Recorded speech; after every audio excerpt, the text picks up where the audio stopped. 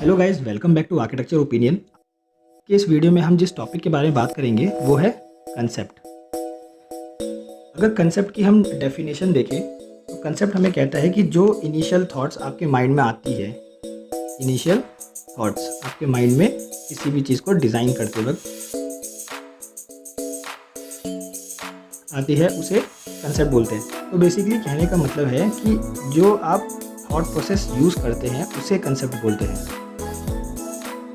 Concept कोई एक one word answer नहीं होता कि आपने इसे एक वन वर्ड एक आंसर निकाल लिया और फिर अब आप उसको एज ए कंसेप्ट लेके चलेंगे। लाइक कुछ भी आपने एक्स वाई जेड एक कंसेप्ट निकाला, अब आपने बोला कि मेरा कंसेप्ट ये है और फिर उसको आप डिस्क्राइब करेंगे, पूरे थॉट प्रोसेस को समझाएंगे। तो अल्टीमेटली अगर आप ये भी एक वन वर्ड आंसर भी निकालते हैं, एक वन वर्ड के साथ कम अप करते हैं, तो उसको भी आपको थॉट प्रोसेस के थ्रू ही समझाना पड़ता है। तो अल्टीमेटली सारा जो प्रोसेस है, जो कंसेप्ट का जो एक कंप्लीट प्रोसेस है, वो सारी चीज़ें एक थॉट प्रोसेस पर ही आके स्टक होती हैं। तो आज के इस वीडियो में मैं आपको एक फ्रेमवर्क दूंगा और इस फ्रेमवर्क पे आप जब भी वर्क करेंगे अपने डिज़ाइन पे, तो आपका ऑटोमेटिकली ये कंप्लीट थॉट प्रोसेस डिराइव होगा और ऑटोमेटिकली आपका एक कंसेप्ट निकल के आ जाएगा।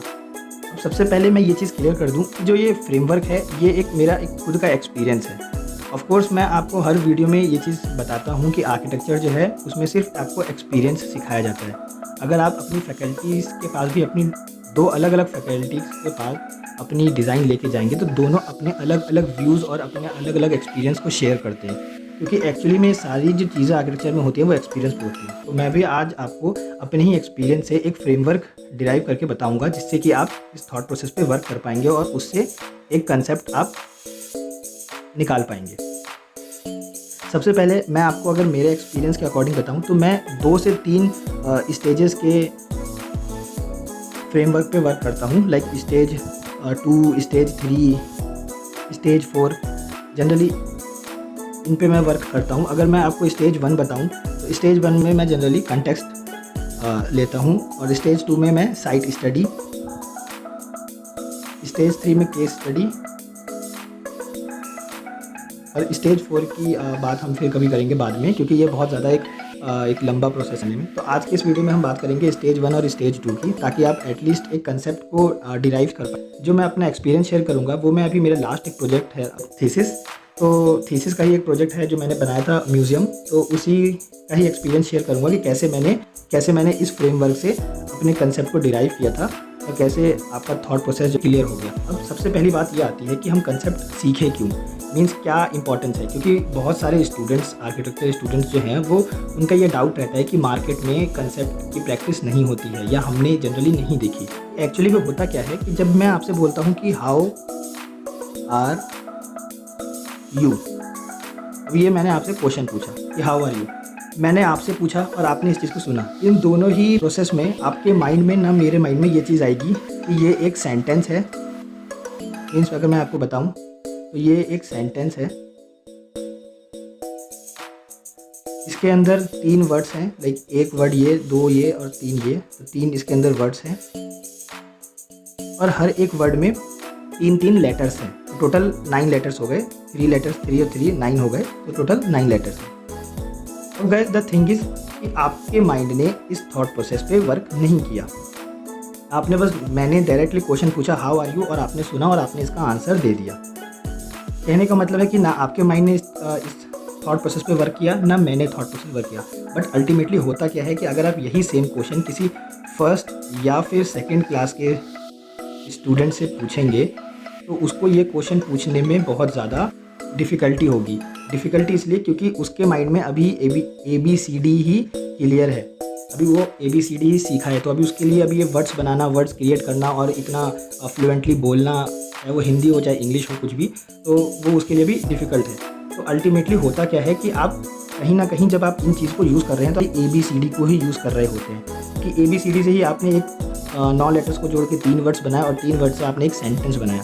तो ऑटोमेटिकली आप कहीं ना कहीं इस कंसेप्ट पे ही वर्क कर रहे होते हैं, एक बेसिक पे ही वर्क कर रहे होते हैं, इनिशियल थॉट पे, कि आपकी ये सारी चीज़ें क्रिएट कहाँ से हुई, ABCD से ही स्टार्ट किया था। तो जब भी आप किसी भी मार्केट में अगर किसी भी आर्किटेक्ट को देखते हैं कि वो वो कंसेप्ट पे वर्क नहीं कर रहे हैं या कंसेप्ट पे वर्क नहीं होता है, क्लाइंट हमसे कंसेप्ट नहीं मांगते हैं, तो द थिंग इज़ कि आप ऑटोमेटिकली उस चीज़ को जो भी डिज़ाइन करता है वो ऑटोमेटिकली एक कंसेप्ट पे ही वर्क कर रहा होता है। सिर्फ फ़र्क इतना है कि फोकस नहीं करते कि ऑटोमेटिकली सारी चीज़ें एक बेसिक से ही स्टार्ट होती हैं, एक इनिशियल थॉट से ही स्टार्ट होती है। इनिशियल थॉट इस केस में, डिज़ाइन के केस में आपका कुछ और होगा। अभी जो मैंने आपसे क्वेश्चन पूछा हाउ आर यू, उसमें आंसर आपका ABCD है, मीन्स अल्फ़ाबेट्स हैं। तो हमेशा थॉट प्रोसेस पे वर्क होता है। कोई भी आर्किटेक्ट या कोई भी डिज़ाइनर ऐसा नहीं है जिसका एक इनिशियल स्टेज ना हो और वो कंसेप्ट पे वर्क ना करता। तो आई होप कि आपको ये चीज़ समझ में आई होगी कि इसकी इंपॉर्टेंस क्या है कंसेप्ट की। हम कंसेप्ट पे ऑटोमेटिकली वर्क कर रहे होते हैं, बट हमारा माइंड उस चीज़ पे फोकस नहीं करता है सिर्फ। जैसे कि इस केस में हमने इस पे फोकस नहीं किया था जब मैंने आपसे क्वेश्चन पूछा हाउ आर यू। अब बात करते हैं स्टेज 1 और स्टेज 2। तो इस वीडियो में हम स्टेज 1 और स्टेज 2 से ही कंसेप्ट निकालने की कोशिश करेंगे, या आप कह सकते हैं कि मैं अपना एक्सपीरियंस शेयर करूंगा। तो सबसे पहले पॉइंट्स बता देता हूं कि स्टेज 1 में कौन कौन से पॉइंट्स आते हैं। जैसे कि फर्स्ट हो गया location, second one is surroundings,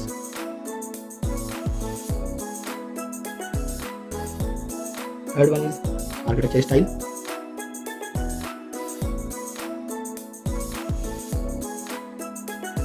fourth one is climate, fifth हो गया आपका हिस्ट्री, सिक्स्थ हो गया आपकी टोपोग्राफी।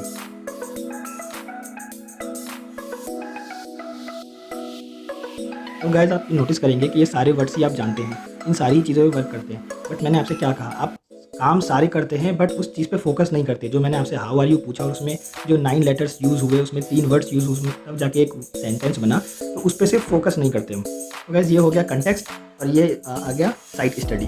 तो ये टोटल जो प्रोसेस हो गया वो हम स्टेज 2 यूज़ कर रहे हैं। लाइक हम पूरे स्टेज 2 में कोशिश करेंगे कि अपने कंसेप्ट को डिराइव कर पाएँ। किसी भी आप चीज़ को डिज़ाइन करते वक्त ऐसा ज़रूरी नहीं है कि आपके माइंड में हो कि मैं स्टेज 2 यूज़ करूँगा या स्टेज 3 या स्टेज 1 यूज़ करने वाला हूँ।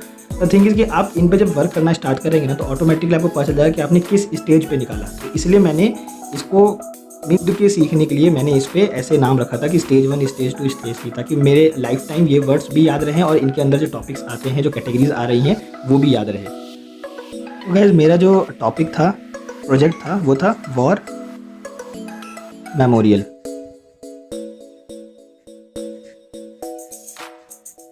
म्यूजियम। सबसे पहले इस चीज़ को समझने के लिए सबसे पहले मैं आपको इसकी लोकेशन बता देता हूँ। वो है अंबाला, हरियाणा में।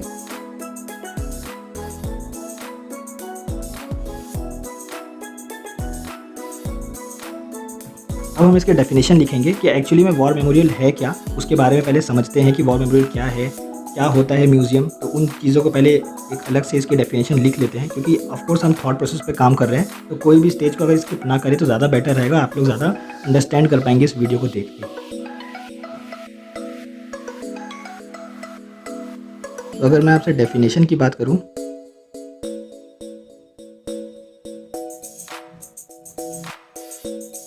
तो गाइज ये डेफिनेशन है जो मैं आपको एक बेसिक लैंग्वेज में, एक इजी लैंग्वेज में समझा देता हूँ कि वॉर मेमोरियल, पहली बात कि वो वॉर की चीज़ों को शो कर रहा है। दूसरी, कोई भी म्यूज़ियम हमेशा एक टाइमलाइन पे ही डिज़ाइन होता है कि इस टाइम से लेके इस टाइम तक की चीज़ें उसके अंदर रखी हुई है। और उसमें मैं वॉर मेमोरियल का जो है वो म्यूज़ियम डिज़ाइन कर रहा था, तो मेरे पास एक टाइमलाइन था वॉर मेमोरियल में। तो गाइज अभी उन पर बात नहीं करेंगे, इतना डिटेल आउट नहीं करेंगे अभी। लेकिन द थिंग इज़ कि सिर्फ जो मेरा जो फ्रेमवर्क है मैं उससे रिलेट करने की कोशिश करवा रहा हूँ आप लोग को, कि वॉर मेमोरियल जो है वो मैंने कैसे निकाला, कैसे मैंने मेरे फ्रेमवर्क में प्रोसेस किया और कंसेप्ट जो है वो डिराइव हुआ। तो अब डायरेक्ट चलते हैं मेरे फ्रेमवर्क पे, जो कि था सबसे पहला जो पॉइंट था लोकेशन।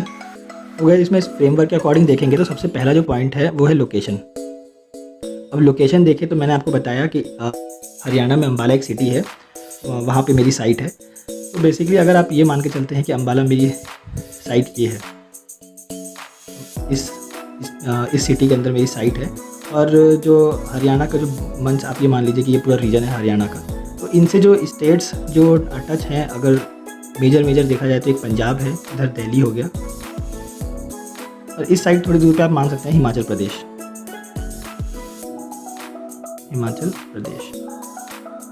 तो गाइस मैं बहुत ज़्यादा रफ लिख रहा हूँ, तो प्लीज़ अभी उस पर मत जाइएगा। तो कहने का मतलब है कि एक तरफ हमारा पंजाब है, एक तरफ दिल्ली है और एक तरफ हिमाचल प्रदेश।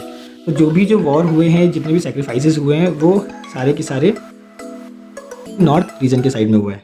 तो ये हमारे 3 मेजर स्टेट हैं। अब इसमें एक्चुअली में क्या है कि हमें इसकी जस्टिफिकेशन देनी पड़ती है कि क्या ये साइट, क्योंकि एज एन आर्किटेक्ट हम इसके भी रिस्पॉन्सिबल होते हैं कि क्या ये प्रोजेक्ट यहाँ बनना भी चाहिए कि नहीं बनना चाहिए।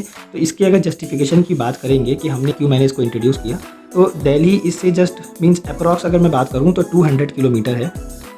सेम पंजाब भी लाइक 250 और 260 है, तो मैं इसको 200 ही लेके चल रहा हूँ कि 200 किलोमीटर ये भी दूर है और 200 किलोमीटर अप्रॉक्सीमेटली ये भी हिमाचल प्रदेश भी इससे दूर है। तो कहने का मतलब है कि अब अगर टूरिस्ट अट्रैक्शन की प्लेस की बात करें, कोई भी इंसान अगर दिल्ली आ रहा है स्टेट घूमने के लिए और उसको अगर पंजाब या हिमाचल, जैसे कि हिमाचल में शिमला सबसे ज़्यादा टूरिस्ट प्लेस अगर आप देखेंगे जो कॉमनली सब लोग जानते हैं, तो वो मीन्स लाई करता है वहाँ पर। तो आपको ये एक मीन्स बहुत अच्छा लोकेशन भी है, क्योंकि एक तो पहली बात ये कि एक नॉर्थ रीजन में है। दूसरा पॉइंट ये नॉर्थ रीजन में है और नॉर्थ रीजन में सबसे ज़्यादा वॉर हुए हैं, जो कि मैंने आपको पहले बताया। दूसरा पॉइंट ये कि ये पंजाब से भी टच में है, तो पंजाब में सबसे ज़्यादा कंट्रीब्यूशन हुआ है, तो पंजाब के लोग भी हरियाणा जा सकते हैं देखने के लिए इस साइट को, क्योंकि उन्होंने सबसे ज़्यादा सेक्रीफाइसेस किए हैं, तो वो ज़्यादा टच रहते हैं। ऊपर से उसके बाद अगर दिल्ली की बात करें तो दिल्ली जो दिल्लीटीज़ होते हैं या फिर कोई दिल्ली आया है, कोई टूरिस्ट फॉरेनर आया है कोई घूमने के लिए, तो अगर उनको मीन्स अगर वो कहीं जा रहे हैं लाइक अगर शिमला जा रहे हैं या पंजाब, तो मीन्स ये एक मेजर पॉइंट पड़ता है। तो इस साइट की अगर जस्टिफिकेशन देखें लोकेशन के हिसाब से, तो अभी के लिए सही है। बाद में इस पर और डिटेल आउट करेंगे कि और क्या क्या पॉइंट से कवर करके हम बोल सकते हैं कि जस्टिफिकेशन इस साइट की सही है कि नहीं। तो अभी के लिए देखें हम स्टेट वाइज तो सही है, क्योंकि तीनों ये एक अच्छा खासा ट्रायंगल बना रहे हैं। अगर मैं आपको इसमें ट्रायंगल बना दूँ ताकि आपको ज़्यादा विजुलाइज हो, तो ये एक ट्रायंगल बन रहा है। तीनों ही टूरिस्ट अट्रैक्शन प्लेसेस हैं। अब गाइस इस ट्रायंगल का भी एक मीन्स इस पे भी एक कंसेप्ट है, जो कि मैं आपको आगे बताऊंगा कि ये कंसेप्ट मैंने कहाँ यूज़ किया, कहाँ कैसे इसको डिराइव किया और कैसे ऑटोमेटिकली चीज़ें होती चली गई और ये कंसेप्ट वहाँ पर यूज़ हुआ। तो ये सारी चीज़ें बस आपको वर्क करना होता है और ऑटोमेटिकली आपको पता भी नहीं चलेगा कि ये ट्रायंगल कहाँ जाके यूज़ हो गया, कैसे यूज़ हो गया, क्या दिमाग में आया। तो ये सारी चीज़ें उसी थॉट प्रोसेस पे काम करती है। अब गाइस ये हमारा ट्रायंगल बन गया। अब इसके बाद बात करते हैं कि अब इस रीजन के बारे में पढ़ें, मीन्स अम्बाला के बारे में। तो अगर अम्बाला के बारे में मैं आपको एक बेसिक इन्फॉर्मेशन दूं, लाइक आपको तो पूरा लिखना होगा। अगर आप शीट बना रहे हैं तो आपको कंप्लीट चीज़ें लिखनी पड़ती है, जैसे कि अम्बाला में क्या पॉपुलेशन है, क्या क्लाइमेट है, तो ये सारी चीज़ें लिखनी होती हैं। लेकिन मैं आपको एक बेसिक अभी ब्रीफ दे रहा हूँ कि जैसे कि अम्बाला जो है वो दो एरिया, जिसे बोलते हैं अम्बाला कैंट, और दूसरा है अम्बाला सिटी, और इन दोनों को ही जानते हैं ट्विन सिटी के नाम से। अब इसमें जो कैंटोनमेंट वाला एरिया है वो बेसिकली मिलिट्री के लिए होता है, मिलिट्री यूजेस के लिए होता है। तो इसमें आपको जनरली जो चीज़ें ज़्यादा दिखेंगी वो एयरफोर्स और आप कह सकते हैं मिलिट्री स्कूल्स और मिलिट्री की चीज़ें, जितनी भी आर्मी की चीज़ें होती हैं वो सारी इसमें कैंट में इंक्लूड हो जाती हैं। ये आपको सारी चीज़ें आपकी शीट्स में लिखनी है। तो मीन्स आपको अगर इस पर पूरी एक शीट या 2 शीट आराम से बनानी होती है तो बहुत आसानी से बन जाती है। इसमें भी एक चीज़ नोटिस करने वाली है कि तो कोशिश कीजिए कि आप उसमें ये भी लिखिए कि आपके अम्बाला में जो पॉपुलेशन है उसमें कौन कौन सी कैटेगरी के लोग ज़्यादा हैं। लाइक एज वाइज आप चाहे तो कैटेगराइज कर सकते हैं कि 60 से 70 ईयर्स के लोग कितने हैं, 80 से 90। उसके बाद भी फिर इसमें अगर कैंटोनमेंट एरिया है तो कितने आर्मी से इंक्लूडेड हैं। तो ये सारी चीज़ें भी आगे डिफाइन होती हैं यूज़र बताने में कि हमारी साइट को कौन कौन यूज़ करने आएंगे। तो ये भी बहुत ज़्यादा यूज़फुल होती है। तो कोशिश कीजिए कि इसको भी थोड़ा सा फाइंड आउट, अगर आपके पास टाइम है या आप बहुत ज़्यादा पैशनेट हैं कि और डिटेल आउट में वर्क करना है, तो आप इन पे भी वर्क कर सकते हैं कि कौन कौन से यूज़र्स आ सकते हैं अम्बाला से भी या पंजाब से भी, तो आप उनकी भी स्टडी कर सकते हैं। तो फुटफॉल काउंट करने में या आपको अपने प्रोजेक्ट को और जस्टिफाई करने में ये आपकी जो साइट की लोकेशन है वो ज़्यादा सही है, तो उसमें ज़्यादा ये वर्क करता है। तो गाइस ये हमने पूरी बात कर ली लोकेशन की कंप्लीट, लाइक स्टेट से स्टेट कनेक्शन की कनेक्टिविटी की बात कर ली। उसके बाद हमने अम्बाला की बात कर ली। फिर इसमें कुछ मेजर लैंडमार्क्स और ये जो एक्सेसिबिलिटीज़ हैं वो हम बात करेंगे। सेकंड जो पॉइंट है हमारा वो सराउंडिंग्स पे, तो उस पर हम बात करेंगे। सेकंड पॉइंट जो था वो हमारा सराउंडिंग्स था। मैंने कि रोड बनाई है जिसे GT रोड NH1 के नाम से जानते हैं। एक तरफ ये रोड पंजाब जाती है, दूसरी तरफ दिल्ली। इसलिए मैंने आपको कहा था कि जो मेरी जो रोड है वो कनेक्ट करती है पंजाब को दिल्ली से, तो बीच में ही ये अम्बाला सिटी मीन्स हरियाणा पड़ता है, यहाँ पे मेरी साइट है। तो अगर हम साइट की बात करें तो अब इसमें ये चीज़ें क्यों इन्वॉल्व होती है, ये चीज़ें क्यों लिखते हैं हम, रोड के नाम क्यों लिख रहे हैं। जैसे कि ये GT रोड है, बादशाह सड़क है, तो इस बादशाह सड़क मीन्स इसका दूसरा जो पहले के GT रोड को नाम जो बोलते थे मुग़ल लोग, तो वो बोलते थे बादशाह सड़क। तो बादशाह सड़क क्यों बोलते थे, क्यों हमें ये सब भी चीज़ें लिखनी चाहिए कि हाँ बादशाह सड़क पहले बोला जाता था, कैसे इसको हम अपने डिज़ाइन में यूज़ कर सकते हैं।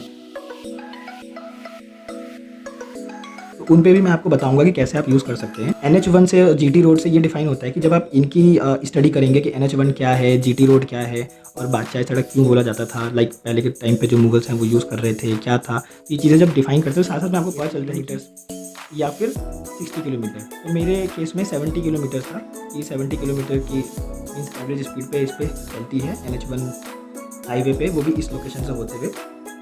तो ये सब चीज़ें आपको क्यों मैटर करती है कि कितनी स्पीड में चलनी चाहिए गाड़ी, या क्या एवरेज है स्पीड, गाड़ी का एवरेज स्पीड क्या होता है, ये सब क्यों मैटर करता है? वो इसलिए कि आपकी जो साइट है, अब उसमें आप बिल्डिंग कहाँ प्लेस करेंगे तो वो दिख जाए। लाइक अगर आप बिल्डिंग को यहाँ प्लेस करेंगे और 70 किलोमीटर से आ रहा है और वो मीन्स आपकी जैसे ही बिल्डिंग को देखेगा तब तक आपकी एंट्री जो है वो जा चुकी होगी, तो उसको फिर एक आगे से यू टर्न लेके बहुत लंबा, क्योंकि हाईवे है तो बहुत आगे जाके आपको यू टर्न मिलता है, तो बहुत आगे जाके आपको यू टर्न लेना पड़ेगा। तो ये चीज़ें मैटर करती हैं कि आपकी बिल्डिंग कितनी दूर से दिख रही है।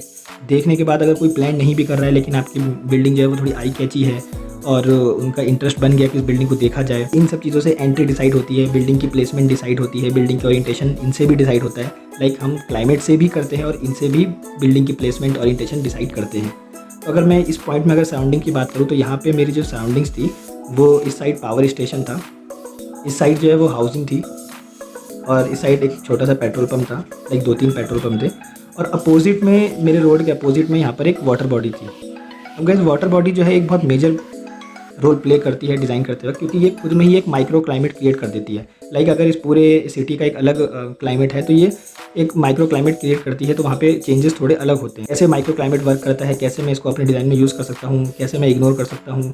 फिर उसके बाद आपको ये भी चीज़ें देखनी पड़ती है कि मास्टर प्लान में क्या ये वाटर बॉडी यूज़ कर रही है गवर्नमेंट, या फिर इसको हटा दिया गया है, या ये सिर्फ नाला था जहाँ पानी इकट्ठा हो गया। तो ये चीज़ें आपको देखनी पड़ती है। तो ये सारी चीज़ें आपको मीन्स वर्कआउट करना है। आप जितना ज़्यादा हर चीज़ को लेके एक क्यूरियोसिटी दिखाएंगे उतनी ही आपको नॉलेज होगी।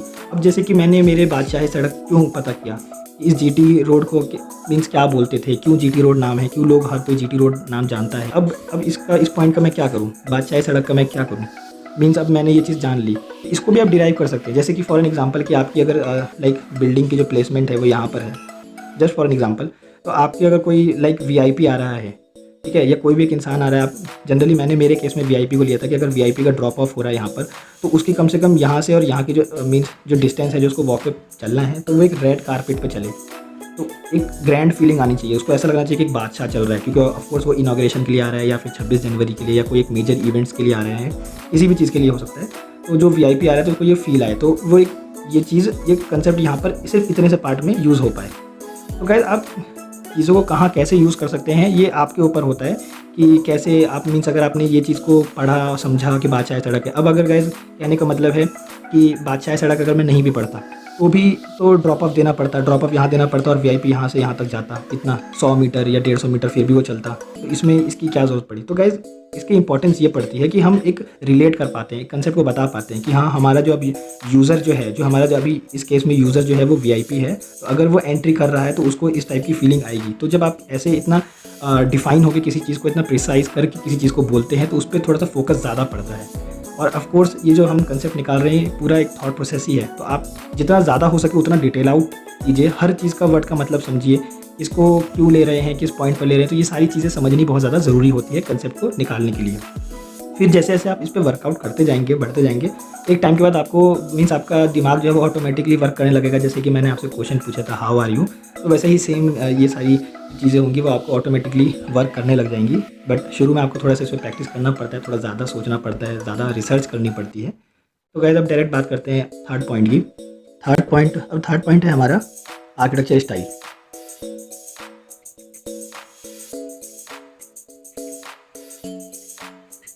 गाइस आर्किटेक्चर स्टाइल कहने का मतलब ये है कि जब भी आप किसी भी स्टेट या सिटी के बारे में पढ़ते हैं, जैसे फॉर एन एग्जांपल कि मैं इस केस में अम्बाला की बात करूं, तो अम्बाला में आपको एक स्टाइल देखने के लिए, उनका एक आर्किटेक्चर पैटर्न समझने के लिए उनके कोई ऐसी बिल्डिंग या कोई ऐसा एक स्ट्रीट व्यू सर्च करना पड़ता है, लाइक डिटेल आउट करना पड़ता है, आपको रिसर्च करना पड़ेगा इस चीज़ पर कि कौन सी ऐसी बिल्डिंग है या कौन सा ऐसा स्ट्रीट व्यू है जो वहाँ की चीज़ों को शो कर रहा है। जस्ट फॉर एन एग्जांपल, जैसे कि आप कह सकते हैं कि अगर मैं लाइक जयपुर की बात करूँ या राजस्थान की बात करूँ, तो वहाँ पे झरोका एक एलिमेंट है, कोर्टयार्ड एक एलिमेंट है। तो मैं ऐसी एक बिल्डिंग ढूँढूँगा जहाँ पे ये सारी चीज़ें हो, या फिर उन सारी बिल्डिंग को अलग-अलग बनाऊँगा और फिर उस एलिमेंट को डिफाइन करूँगा कि यहाँ पे ये एलिमेंट्स चलते हैं। तो same goes with means Ambala also, कि आप जब भी अम्बाला में हैं तो आपको अगर कोई बिल्डिंग नहीं मिल रही है, जनरली होता है कि कोई अगर सिटी नई डेवलप हुई है तो वहाँ पे आपको कोई पुरानी बिल्डिंग या कोई पूरा ट्रेडिशन वे नहीं दिखेगा।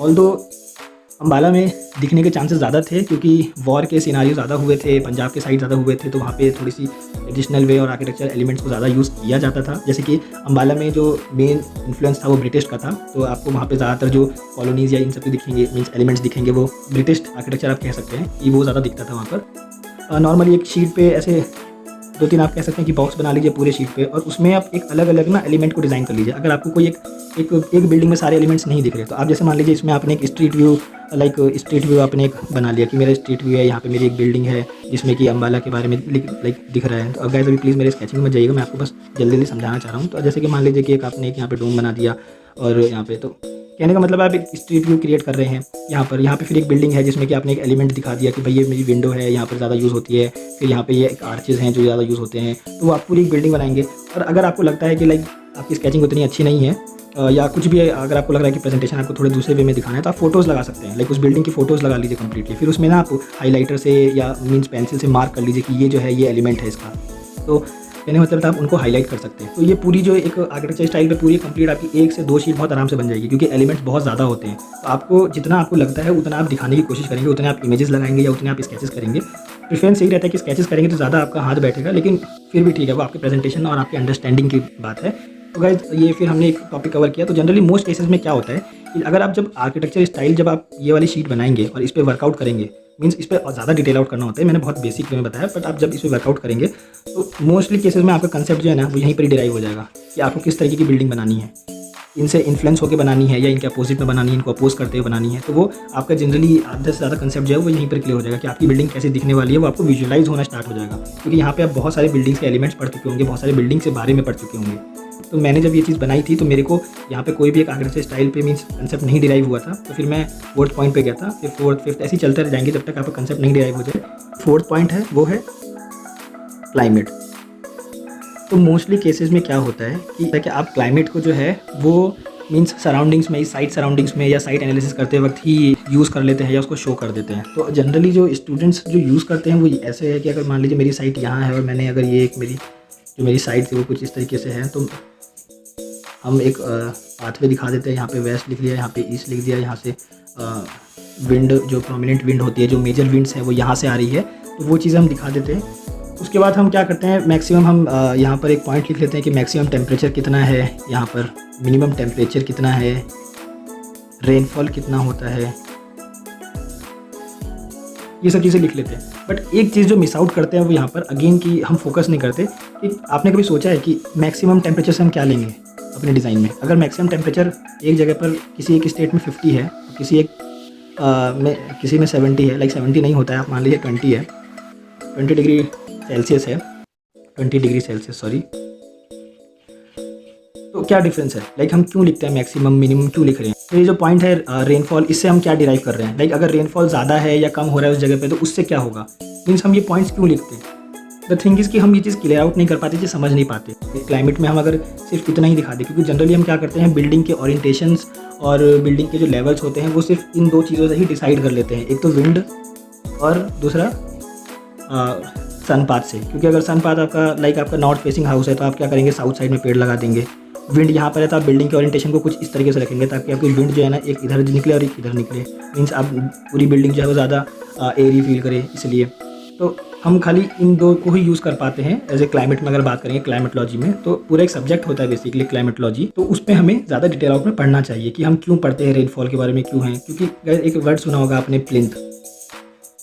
हम जनरली अगर मैं घर की बात करूँ, एक तो घर है तो आप ये कैसे डिसाइड करते हैं कि आपका प्लिंथ जो है वो 1.5 मीटर पे होना चाहिए। ये आपकी खुद की कोई पर्सनल चॉइस है कि मैंने बस यहाँ पर 1.2 मीटर का एक प्लिंथ दे दिया। वो गाइस इससे डिसाइड होता है कितना ज़रूरी है, क्या टोपोग्राफी है, क्या मीन्स कंटेस्ट है, कितना पानी साइड पे मीन्स एक जगह इकट्ठा हो सकता है। तो ये सारी चीज़ें हैं। तो प्लिंथ जो है वो इस बेस पे डिसाइड होता है। तो वैसे ही गाइस आपको ये जो मैक्सिमम है ऑफ कोर्स हम अभी इस पे डिटेल आउट वर्क, मैं इस पे बात नहीं कर रहा हूँ कि इससे क्या डिराइव होता है, रेनफॉल से क्या होता है, और भी बहुत चीज़ें हैं। इस पर पूरी एक आप कह सकते हैं पूरी एक अगेन थीसिस हो जाएगी अगर मैं इसके ज़्यादा डिटेल पे जाऊँगा कि इनको कैसे यूज़ करते हैं। तो गैस बहुत सारे पॉइंट होते हैं, और हमेशा लास्ट में कोशिश किया कीजिए कि जब भी आप ये चीज़ लिखते हैं तो एक छोटा सा सोर्स ज़रूर लिख दीजिए, और सोर्स जो हो वो ऑथेंटिकेटेड होना चाहिए। लाइक ऐसा इंटरनेट या गूगल या विकीपीडिया ये सब नहीं, एक ऑथेंटिकेटेड सोर्स को लिखने की हमेशा कोशिश कीजिए छोटा सा राइट में। और हर शीट के नीचे आप अगर पॉसिबल हो तो कंक्लूजन ज़रूर लिखिए। जैसे कि इसमें कंक्लूजन क्या था कि मैंने रेनफॉल से क्या डिसाइड किया, प्लिंथ डिसाइड किया, मैक्सिमम टेम्परेचर से क्या डिसाइड किया। तो मीन्स अभी मैं आपको उस पर नहीं बात कर रहा हूँ, बट द थिंग इज़ कि जो चीज़ें डिसाइड की तो वो कंक्लूजन आप हर शीट के नीचे लिख सके। जैसे सराउंडिंग्स में हमने क्या डिसाइड किया था, सराउंडिंग्स वाली शीट में क्या डिसाइड किया, तो हर चीज़ के नीचे कंक्लूजन लिखने की कोशिश कीजिए। अगर आप आज नहीं लिख पा रहे तो कोई बात नहीं, मीन्स माइंड में रखिए कि आप क्या लिख सकते हैं। तो ऐसी चीज़ें क्या हैं, धीरे धीरे आप पहले हो सकता है कि पहले प्रोजेक्ट में ये चीज़ ना अप्लाई कर पाएँ, दूसरे में ना कर पाएँ, लेकिन थर्ड फोर्थ फिफ्थ जैसे जैसे आप आगे बढ़ेंगे तो ऑटोमेटिकली आप कंक्लूजन भी लिखना स्टार्ट कर देंगे। तो गाइस हमेशा इस वे में भी सोचिए, थोड़ा सा डिटेल आउट कीजिए अपने प्रोजेक्ट को। अब गाइस बात करते हैं फिफ्थ पॉइंट की, हिस्ट्री। अब हिस्ट्री किस चीज़ की, अभी तो हमने बैकग्राउंड स्टडी कर ली थी पूरे अम्बाला और साइट की, हर चीज़ की, स्टेट की, हर चीज़ की कर ली थी, वो तो पूरी बैकग्राउंड स्टडी थी, उसके अंदर हिस्ट्री सब कुछ आ गया। लेकिन अब हिस्ट्री जो है वो था वॉर मेमोरियल, जो मैंने आपको बताया था वॉर मेमोरियल। ये तो वॉर मेमोरियल, उसमें भी हम क्या म्यूज़ियम जो है इसका डिज़ाइन कर रहे हैं। तो मैंने आपको शुरू में ही बताया था कि एक टाइमलाइन पे बनता है, तो वो हिस्ट्री पढ़ना ज़रूरी है कि वो किस टाइम पीरियड से बना है और कहाँ तक, तो कौन से कितने इवेंट्स को कवर कर रहा है। मेरे केस में क्या था कि एक टाइमलाइन था जिसमें कि हम फर्स्ट इंडिपेंडेंस वॉर पे बना रहे थे। तो ये जो साइट है वो फर्स्ट इंडिपेंडेंस वॉर पे बन रही थी। तो कहने का मतलब है अब इसके अंदर जो मेजर इवेंट्स हुए थे वो 6 इवेंट्स थे, और उन 6 इवेंट्स के 6 अलग अलग लीडर्स थे।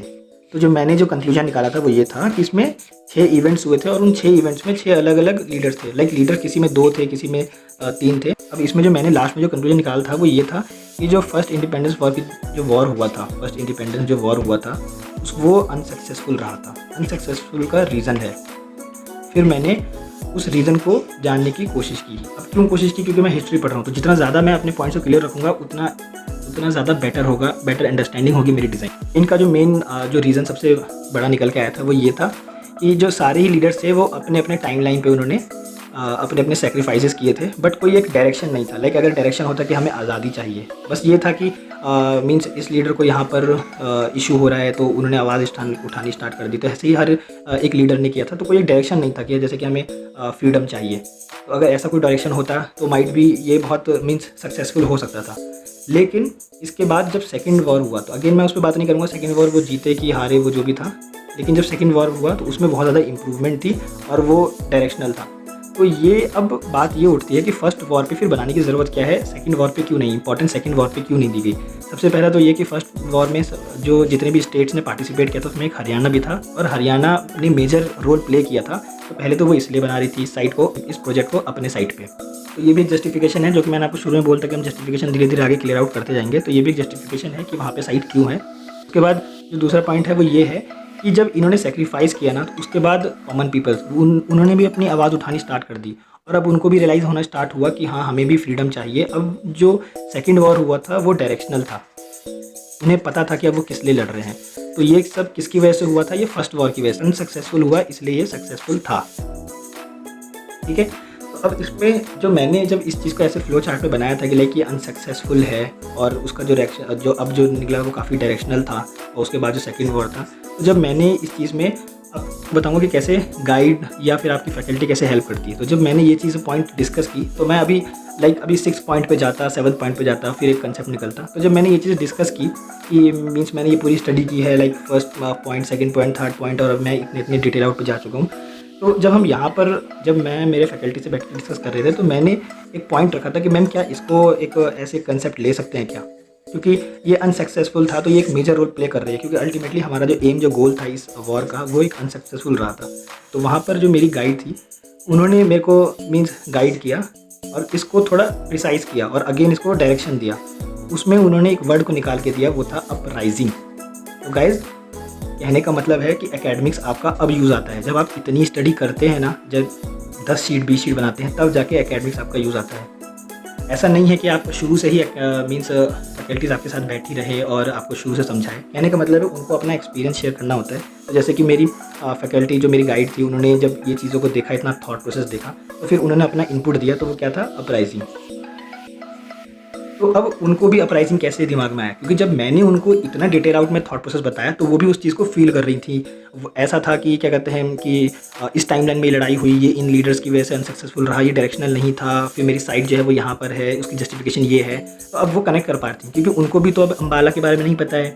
मीन्स अगर पता है तो इतना डिटेल आउट, क्योंकि मैं इस प्रोजेक्ट पे काम कर रहा हूँ तो मेरे को उनको ब्रीफ देना है। तो जब आप इतना डिटेल आउट करते हैं तब जाके एक चीज़ें निकलती हैं, और फिर अगले को जब आप ये चीज़ें मीन्स आप जब शेयर करते हैं तो आपको ऑटोमेटिकली एक पता चलेगा कि आपको एक इनपुट मिलता है। तो उन्होंने मेरे को ये पॉइंट निकाल के दिया था कि हाँ, हम कंसेप्ट निकाल सकते हैं और वो होगा तुम्हारा अपराइजिंग। तो मैंने ये लिया था मेरा कंसेप्ट अपराइजिंग।